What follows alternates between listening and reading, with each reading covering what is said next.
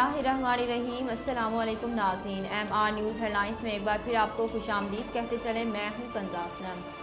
Football की आलमी तंजीम FIFA ने बैनुल-अक़वामी मैचेस में रूसी परचम और तराने के इस्तेमाल पर पाबंदी आयद कर दी है।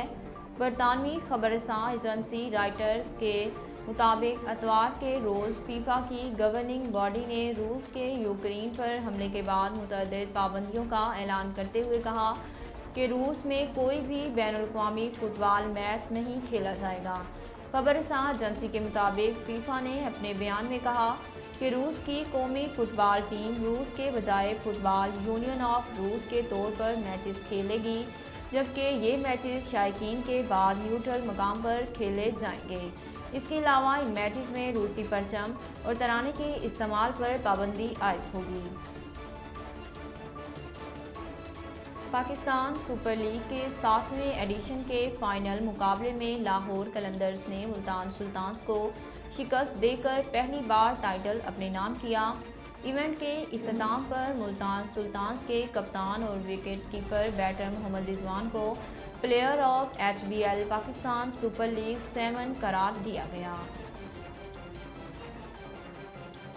पाकिस्तान क्रिकेट बोर्ड अवार्ड्स में सबसे कीमती क्रिकेटर और ICC T20 cricket of the year का अवार्ड जीतने वाले मोहम्मद रिजवान को टूर्नामेंट के 13 मैचेस में 546 रन बनाने पर प्लेयर ऑफ द टूर्नामेंट करार दिया गया।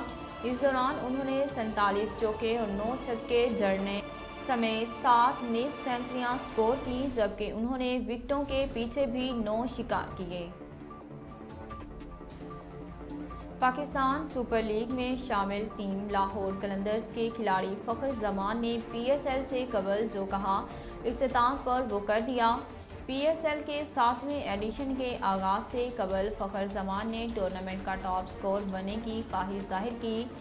उन्होंने कहा, इस बार PSL में टूर्नामेंट के बेहतरीन बैटर का अवार्ड जीतने के लिए कोशिश हूँ और मैं अपनी टीम के लिए ज़्यादा से ज़्यादा रन बनाने की ज़रूर कोशिश करूँगा।